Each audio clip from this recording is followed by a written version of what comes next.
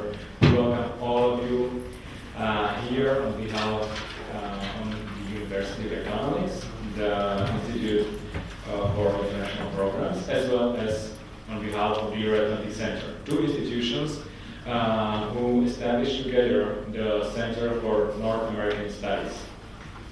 Our center was established in the light of the idea of Ms. Vice Rector Lenkhartova, who intended to launch various programs based at various centers of intercultural studies.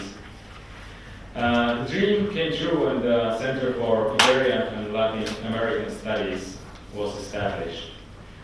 Last year, in 2008, we managed to go further, and we managed to inaugurate our Center for North American Studies in the Slovak National Theatre during a ballet performance called Warhol. Since then, we strive to develop our activities in more directions, planning to contribute to fostering of Slovak-American relations, exchange of ideas and knowledge. Now the Center opens its first introductory and flagship course within the pillar of our educational activities. In the near future, I believe we will be able to fulfill our plan, and we will keep opening new high-quality courses aimed at various disciplines.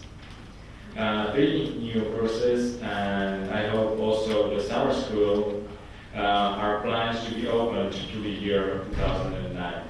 Since we are really a group of enthusiastic people, I hope we will fulfill our plan at 120 persons, and we will be able to welcome maybe the majority of you during our next and further steps as well. However, now we gathered here to launch the first course, which constitutes the Interdisciplinary Introduction into North American Studies. But before I give the floor to Mr. Duda, the coordinator of the center, I would like to express my gratitude to Mr. Rector and the leadership of the university who supported us and was behind us when we explained all these ideas of establishing multicultural centers for interdisciplinary studies. And he was behind us when making our dream come true. The next big thank you goes to Mr. Ambassador Butra, who supported us and took auspices over the further maybe development of our Center for North American Studies. And last but not least, I'm very thankful to the embassy. We really do cooperate with each other for many years, and the embassy was and is with us at the majority of our activities aimed at the North American region. I really do thank you to you, Mr. Evans, and also to former heads of the mission here in Slovak Republic. And now let me give the floor to Mr. Duda, the coordinator of the Center for North American Studies. Thank you all.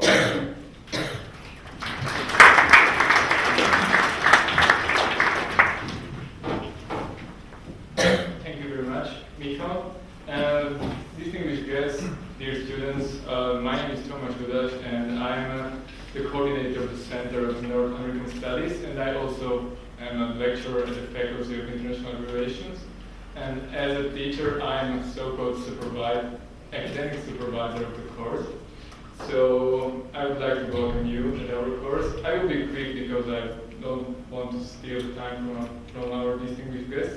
So I would like to say on several organizational things, but before that I would like to thank Michal because he's too modest and he put most of the organizational work to this happening. So we were very glad that we received more than 150 student applications to our course. So we have chosen the best or the most interesting application letters. So we hope that you are motivated to come here and to listen to our guests every week.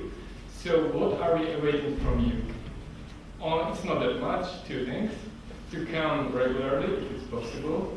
So if you come to 75% of the classes, it will be okay. But in any other case, we will not be able to give you the credit for the course at the end. Of course, if there will be any problem, please feel free to contact Michal or me. We can deal with anything.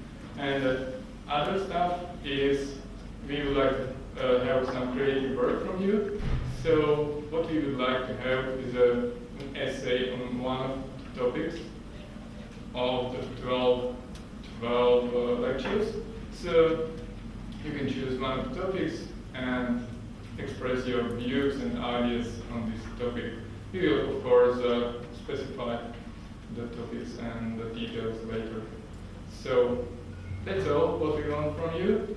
And firstly, I hope that you will enjoy the lectures and you will have a good time and you will have a lot of new information about the region of North America. Thank you very much for your attention, and I give the floor to our distinguished guests. Thank you very much.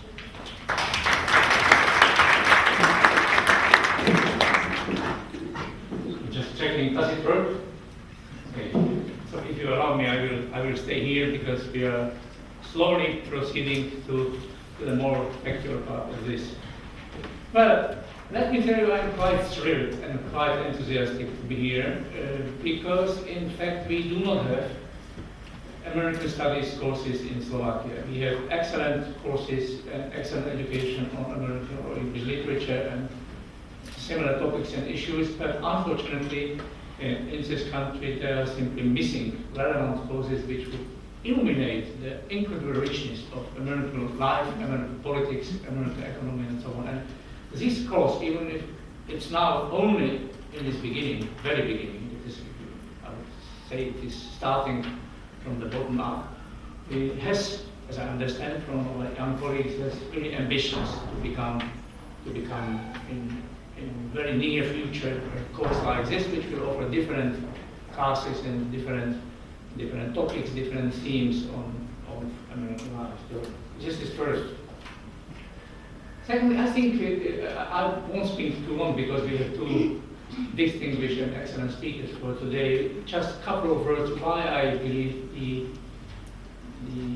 choice which you have made, it means to start as the students of this course, that it is a good choice. I really think there are many reasons why America or North America, it means United States and Canada, are of interest for people living in Central Europe. And it's not only because of the fact that we are simply allies, that we are not only friends and partners, but also allies, but because it's a continent and it's a country and it's a state full of paradoxes. And I think it's quite interesting, especially in this era, in this time, to have a closer look and to study all those paradoxes. First of all, Americans are different from Europeans, regardless from the fact if we are coming from Eastern or Western Europe, in their understanding of individualism and state. In general, by and large, this is a simplification, but there is less reliance on state in America than here in Europe. There are lower expectations from state and more emphasis on individual and on individualism. Obviously, with the upcoming crisis, it is again reconsidered and rethought and so on. But by and large, as I said, this is a tradition. Then there is a very different role of religion. America is probably the most religious, or the only religious, really deeply religious country from the rich countries.